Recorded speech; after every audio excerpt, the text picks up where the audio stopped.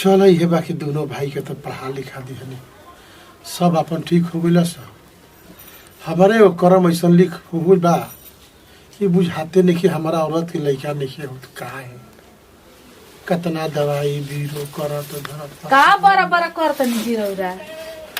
अरे का कही हो ये सोचत रहनी है कि दोनों भाई के तो नौकरी कराई देन पढ़ा लिखा के सब सर्विस तक हो गइल सब हम ये सोचते कि हमारा ऐसा भगवान कह दिल कि हमारा कर्म में एगो लड़का संतान ना दिहल रोरा बेकार के सोचतनी का हमनी के उ दुगो बेटा नहीं खसन का हमनी के बेटा ना हड़सन। अरे बाल हो कहाँ तो रोरा बेकार में टेंशन करी ना हमार देखी तो हमरा काहे ना टेंशन होला। हम सब कोई ले जानता नहीं क्या कहे ना केहू पूछेला गाँव घर की का होता है लड़का फैका ना भइला सन कहने लड़का फैका हमार लड़का दूगो बड़ा सन दूगो हमार बेटा बड़ा सन उन्हीं के पढ़ा लिखा के अच्छा संस्कार हम हो जाते तो ये लोग कहते का होता रहा कि भगवान एगो संतान ना दिहल तो रोरा बुर्बक कैसे कहा बड़ा बड़ा दुख होता कहा कहा तो रोरा बुर्बक न बनी सोच सोच सब दिमाग काम नहीं कर करी रोरा बेकार के चिंता ली ना कतना दवाई बीरो तारा करावते बानी सब कुछ करते धरते बानी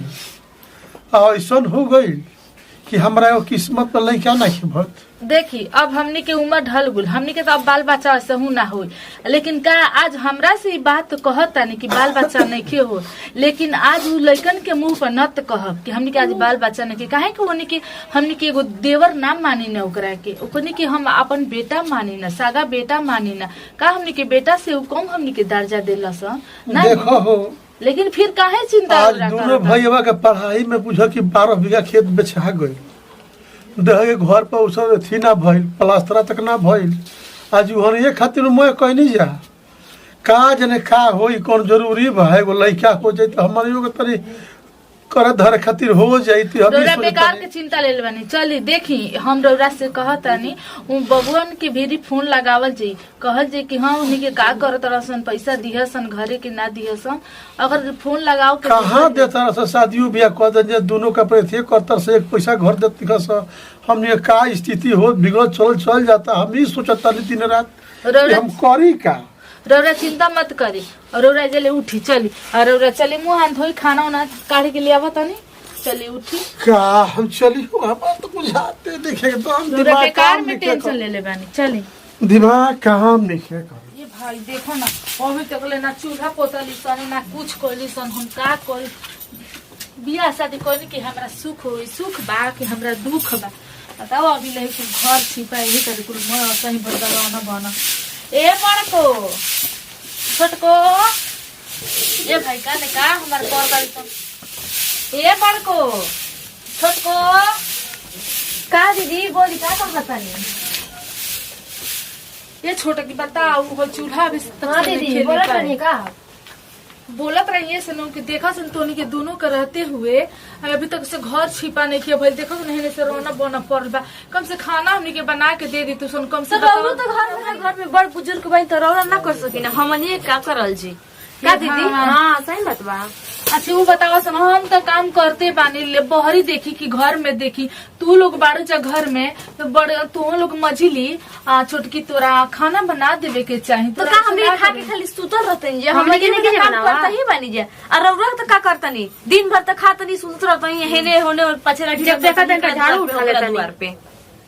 अरे तो तू के तो जानते बाड़ू सन छोटे की मझिली की हम जाके दुआरी पे सानी उनी सब गोता तानी गरू भाई से बतावा सन गोबर उबर मैं पथनी मैं घर से कुल मैं सार उठ से होता नहीं तू के काहे हमरा पे दाज करते हमार तोनी से उम्मीद ना रहे कि ऐसे तो ना रहे तो रखी अब करे के पड़बे करी हमनी के नौकर नहीं खिजाए ले जाके करे खातिर बाप ऐसे ही तिलक लइकन देले फ्री के नहीं खिजाए कि जगह चौका बर्तन करे आइल बनी जा वो माटी घर में हसन तो सोचले भी आवे कि माटी के घर में आई आके तब नर्क बन गई हमार जिंदगी है जा ऐसे काहे बोलो ताड़ू छोटको ऐसे ना तहरा बोले के चाही एगो तहरा से कतनो बानी तो बड़ बानी उम्र में लेकिन ऐसे काहे बोलो ताड़ू छोटको आखिर हमरे में का गलती बा गलती इहे बानू छोटको अब चुप रही कितना लेक्चर देबी ना रौरा तनी चुप ना रह सकी ना इतना खाई ना।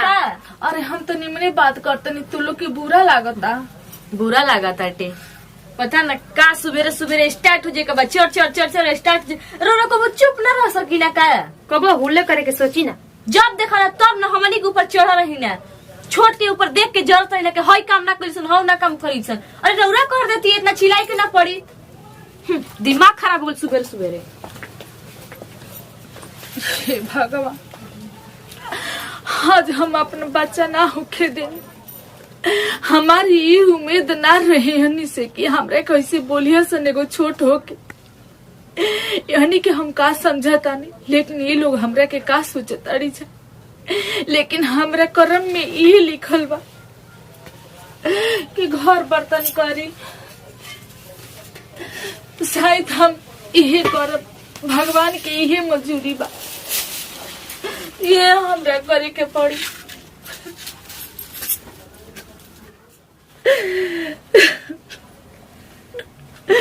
हम सपना में भी ना सोचले रहे एगो छोट हो के एगो बड़ के ऐसे बोलियन जा जुबान लड़ाइयन जा। यहाँ लोग के का 2 दिन अइला का भाई काम के दाज करे लगली जा। एगो तो कितना मुसीबत से हमने के दोनों बेकत पैसा काट के कर्जा 12 लाख रुपया हमने के देही पे कर्जा हो गल। हमें घर दुआर ना बनल, मड़ई टाटी रह, समझ में नहीं आवत तो घर दुआर बनी कैसे।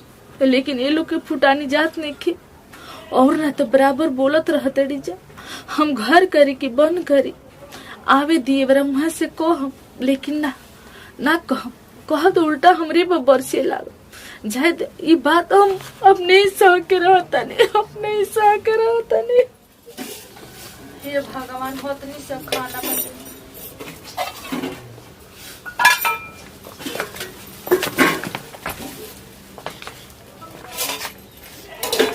ई काहे खातिर खाना काहे तनी? ये छोटकी बड़ा भूख लागल बा। अच्छा तो हमने के भूखे मरेगा का? रोना बनाई नहीं हो का कि जो ना तनी खाना काढ़े। अरे तनी खाए तो सरे खाना में छोड़ी जाए ना, फिर से बना के रोना ना खा लिए। हमने के दोनों घर है बाटे खाना में। हमने के मर मर के खाना बना के है के खाए खातिर तैयार हो जाए। गप से जा तनी बर्तन लेके तनी निकाल ले तनी। अरे हट जा, नाटक पसरिया के बहुत लगे, हमनी लगे नाटक मत करो। जाई गांव में मान के खाना खाई, खा के तो शरीर बना ले वो हतना मोटा, हमनी के तो खाए के भी नहीं के मिलत। दुबरा के हड्डी लौकत आटे। सुना जाई होने नाटक करब ओजा ओने करब तो अच्छा लगी। है रोल हमनी लगे मत दिखाई। ओमे मैं रोक चियोहन गायब। हां अरे तनी मुनी खा लेबे दसरे। ये भगवान जी, पता ना कोइसरा घर में हमने अब पथरी छुअता हटे लते जले।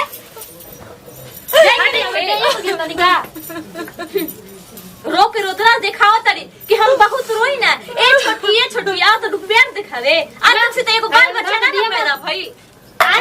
हमने के भी तोहर देख के लक्षण मत पड़ जाए। हम तो ये भगवान से सोचत नहीं कि कौन कर्म में गलती कइल रहलू के ई दिन देखे के पड़त आटे। नखरा पसंद के दिखाइए सब। आज तक से एगो बाल बच्चा ना आई होखी, अब हमनी पे ये तू दिखाई हन। हमनी पे मत पड़ जाए। भगवान का बात परछाई दिखावे लियो। रो के नौटंकी मत दिखावा। ऐसा तो हम झूठा बात परछाई पड़ता लाई कुड़ी एक धो के पिया खाइया। चलल बड़ी खाना नहीं हे भगवान जी, देखो ना ई रोई तो हमनी में पड़बो करी, इहो दिक्कत बाटे।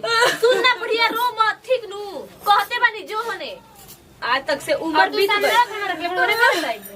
एगो बाल बच्चा ना भइल। भगवान करे कि हमनी पे ना पड़े। अरे चल रे, चले का हमनी के परछाइयो पड़ी बोला। चले दीदी चले।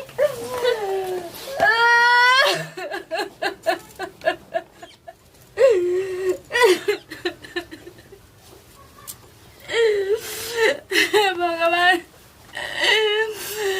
हमारे सब कुछ कहनी हो का ना कहनी।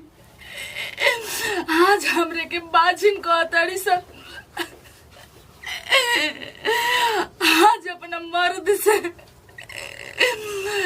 झूठ बोल के जाके ऑपरेशन नसबंदी करवा लेली कि ज्यादा हमार दूगो बेटा बड़ा सा। लेकिन का हमरे के ये सिला मिलल बा कि घर में एगो दाना नहीं के मिलत हमरे के खाए के। माई हम तो गलती कर चुकल बानी, लेकिन का अपना बालक के तू ही हमरे के दुख देखल चाहत माई। एगो माई होके हमर से भूखे चढ़ लेके जा। हम घर करी की बन करी माई। एगो तो इतना कर्ज का पार पर पड़ल बा तब ले बा माई।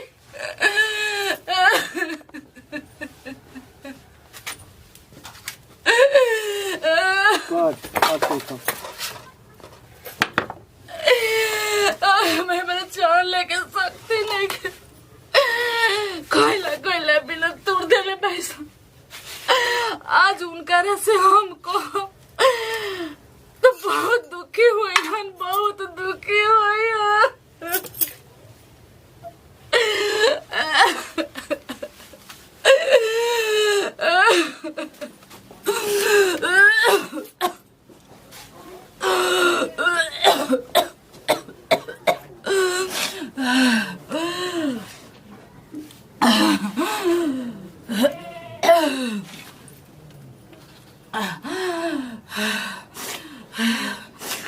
हम क्या करी? अब तो शक्ति नहीं के तनी खाना बना के खाए।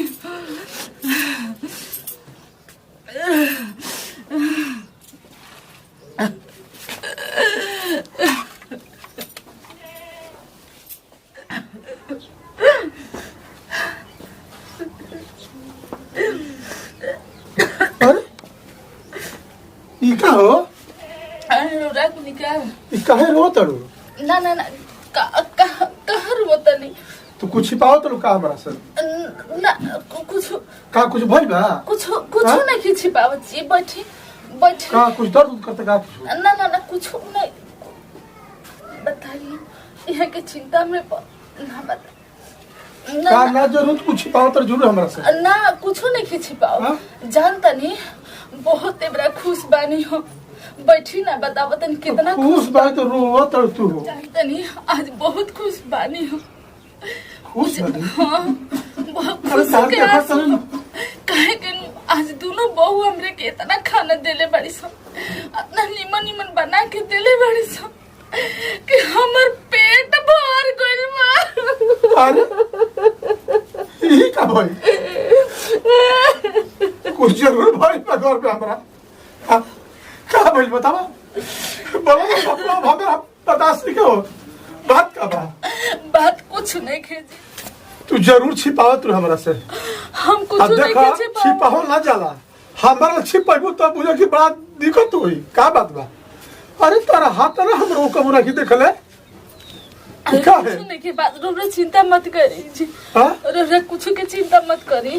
देखा तू छिपावत तर जरूर हमरा से छिपाओ मत। हम कुछ नहीं के छिपावत। बोल देनी एक बार बोल देनी तो नहीं के समझ में आवत। रोबरे हम काहे के छिपाए? मन तू ना पता को हमरा से कोनो बात? कुछ हमारा नहीं आत्मा जरूर कहता कि तू छिपावत रह हमरा से। अच्छा ये रोबरा बताई उकुल बात छोड़ी। बबुआ दोनों फोन कैला हसन कि ना बाहर गुलेसन पैसा वैसा के कला हसन कि नहीं? पैसा के तो कहनी है बहू वाला तो कहता कि पैसा कहाँ बा विदा कैले रिहा लगल अपना घर नहीं के एथी पर थोड़े पैसा हमरो भी बात दिक्कत पापा कुछ जाता पैसा नहीं हम गुर फेंको नहीं रहन कहत रहन कि 12 लाख के तो लोग के 4 लाख सूदी हो गइल बा। 15, 16, 17 लाख रुपया हो गइल बा। 17 लाख रुपया दिया ही कहाँ से जी? हो तो वो कहता कि भैया एक्सीडेंट हो गइल बा एगो ऊपर गेल फेरा में कुछ पैसा हमरा के विदा कर।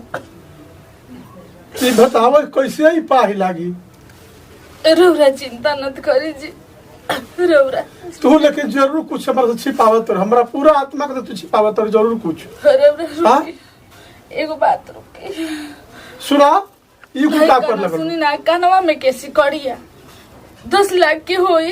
रौरा ले जाके ओकर के उधार करी। चुपचाप रह ई कुला दिए बता। अच्छे सुनी कमना दिन राती खाती बाजी हमने के और देख कुछ अपनो जीवन खातिर सोचे के पड़ी। ना है सोना के बाला बा ले जाके सुनार के है बेच के और एक कान में के ले ली। देखो बात तरी हमर बुझल करब रौरा हमर बात बुझी जी। उ दोनों लड़का जी हस रौरा जी अब तो हमर बहुत गहना पहन ले। रौरा चिंता मत कर। माने उ जी के का करब हम कि जब तोहरे तू शरीर के दुख तकलीफ होई तो। देखिए जी सुहागिन के एगो गहना ना होला। एगो सुहागिन के का गहना पहनला से वो कहा एगो स्वर्ग में जाली ना सुहागी नुकरे के कहल जाला कि अपना हमरा के प्रस्ताव अपना में डाल पति के देलिए हर नी दुख टाइम में और सुख में एगो पत्नी अपन साथ ना दिया ओकरे के पत्नी ना कहल जाला जी। रौरा त एगो हमर भगवान बनी, हमर पति नहीं कि रौरा हमर भगवान बनी। ले जे तू हमरा के बराबर आफत में डालत रहत रू। रौरा हमार क्रिया जी, रौरा चुप रही। जब ना मनबू तू हमरा के बराबर फेरे में डालत रहत रू। अब हम का करूं?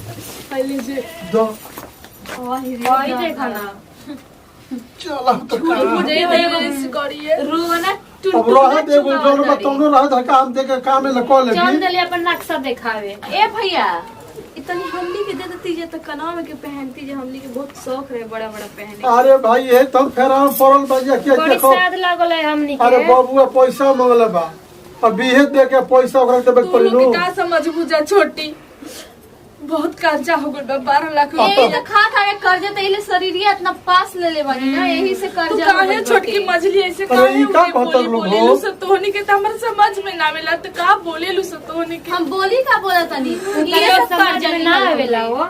हमनी अरे के तोनी बेटा की कोनो का कर्जे कहले बोलो सो तोहनी खातिर हम कहीं का से का करतली जा। बताओ हम 12 बीघा खेत बेच देहरिया सब कुछ पता ना कर हमनी जा। खातिर महल बनवा के आदमी बिल्डिंग बनवाने के देले देख नहीं खिले ले जाके हमनी खातिर का हो गइल बाटे। देख लिहलू देखा नु तोहनी खातिर आज घर जहां के बार बार कहत रही कि तू होश में आव। तो रौरा होश चुप में ना तू रही। आओ। अभी बच्चा बड़ी जावेली। बच्चा सुनो बड़ी से हां भाई बचाई ना इधर धरा नहीं आज हम बात सुन लेनी। रौरा हमारा क्रिया के लाज नहीं खे। भैया दीदी ही ना ई झुमको हम पहन ली हम इनका कना हमरा अच्छा के लगता है बहुत बड़े बड़े बाटे। मछली दे दो सब। ई कनवा में हमरा अच्छा लगी ना दीदी देखी तो अच्छा लगता है ना। हमें अच्छा लगता। देख लो अब तो कबे से ई नाटक करत रहली अब उनको भी नाटक करे वो के नाटक आदत शुरू हो कर गइल बा। दिया ना। ए जी ये का कोई नहीं रौरा का देखो तब से खड़ा होके रे तोहनी के तब समझ में ना हो तो का तोहनी के जान लेबो सका। का हो गइल भैया जी के उनके प्यास लागल है ये। लागत तक कि देख के गहना ले लेनी है तो उनके बेहोश हो गई ना। ए जी कहा रौरा भइल बा? रौरा के कुछ कमी बा का? नहीं कुछ कमी काहे के बा। आ खाना ले खाना खाए जागे ना। खाना बटे का रखले बड़ी ए जी बना के रखले बड़ो मुझे खाना दे खाना ले आई खाना ए जी अरे चले काम की दीदी घर में ये नहीं इनका टोटल की देख हमन को पड़े लगी। चले खाना खा ले का खाना रख ले। ए जी ए जी ए जी उठे ना देखी बबुआ हमने के आइल भवन लाल आइल बड़े सोहन उठे ना। ए जी देखी ना और बबुआ आइल बड़न जा उठी देखी कहाँ चीज की चिंता करले बानी हमरा रहते हुए और कुछ ना होई देवी माई कुछ ना करी रौरा के। हे जी ए जी ए जी ए जी